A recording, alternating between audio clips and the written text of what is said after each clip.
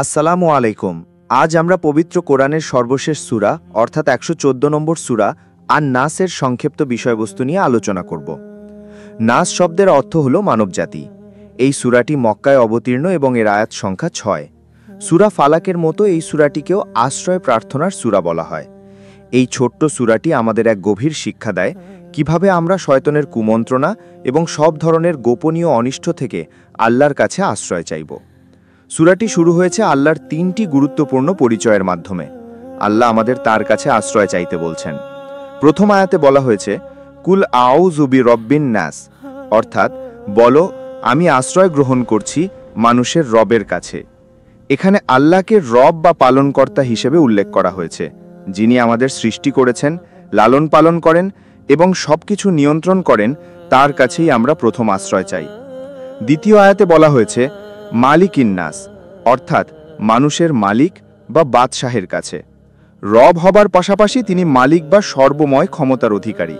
পৃথিবীর কোনো রাজা বা শাসকের ক্ষমতা তার ক্ষমতার ঊর্ধ্বে নয়, তাই তিনিই আমাদের প্রকৃত রক্ষাকর্তা।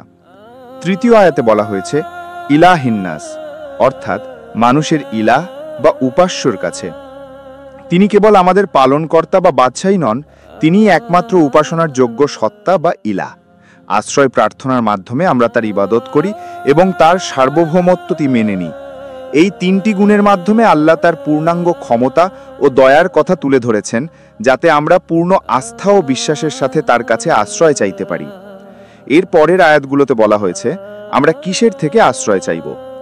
চতুর্থ ও পঞ্চম আয়াতে বলা হয়েছে মিন শাররিল ওয়াসওয়াসিল খান্নাস আল্লাযী ইউওয়াসওয়িসু ফি সুদুরিন নাস, অর্থাৎ তার অনিষ্ট থেকে যে কুমন্ত্রণা দেয় ও আত্মগোপন করে, যে মানুষের অন্তরে কুমন্ত্রণা দেয়। এখানে আল ওয়াসওয়াসিল খান্নাস বলতে শয়তানকে বোঝানো হয়েছে। শয়তানের কাজই হলো মানুষের মনে ওয়াসওয়াসা বা কুমন্ত্রণা দেওয়া, সন্দেহ তৈরি করা এবং খারাপ কাজের দিকে প্ররোচিত করা।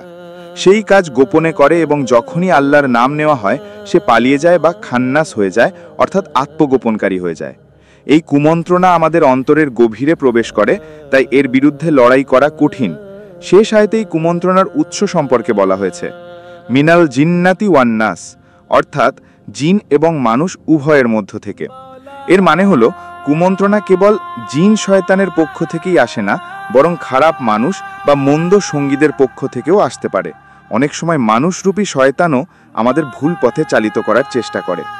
এই সূরাটি আমাদের সেই প্রকাশ্য ও গোপন উভয় শত্রুর অনিষ্ট থেকে আল্লাহর কাছে আশ্রয় চাইতে শেখায়। সুতরাং সূরা আন-নাস আমাদের জন্য একটি অত্যন্ত শক্তিশালী দুআ এবং রক্ষা কবচ।